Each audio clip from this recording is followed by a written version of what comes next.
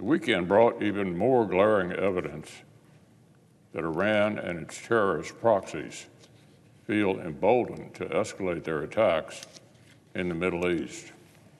In the past 2 months, the Iran-backed Houthis in Yemen have reportedly used lethal force in brazen attacks against both military and commercial vessels transiting the Red Sea. Just 2 days ago, the destroyer USS Carney engaged and destroyed at least 14 terrorist drones. U.S. Navy vessels have thus far succeeded in defending against these attacks. But the risk of American casualties is growing. Air defense is not perfect, and it doesn't come cheap. The Navy is having to use expensive interceptors to bring down low-cost suicide drones. Commercial vessels have been less fortunate. Several ships have been hijacked or struck by drones and anti-ship missiles in recent weeks, including 2 strikes just today. This violence represents a grave and immediate economic threat. Iran's network of terrorists is making an artery that carries nearly 12% of global trade essentially inoperable.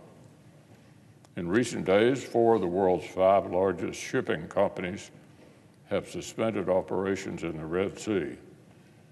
The carriers, who account for more than half of maritime container traffic, are opting to add weeks to transit times and an untold extra fuel costs to avoid transit attacks, terrorist attacks, and supply chains everywhere are bracing for the effects. Make no mistake, an undeterred adversary is laying down a direct challenge to American leadership, and the world is watching to see if we rise to meet it the way we've met before in countless times. Protecting the freedom of navigation is an essential American interest because maritime commerce has been central to our nation's economy from the very beginning. The U.S. Navy and Marine Corps waged their first successful expeditionary campaign against the Barbary pirates in order to protect American shipping. The shores of Tripoli are immortalized in the Marine Corps hymn, and freedom of navigation operations have been an essential part of U.S. power projection ever since. In recent years, these operations have been especially important in the Indo-Pacific, where China increasingly threatens sea lanes.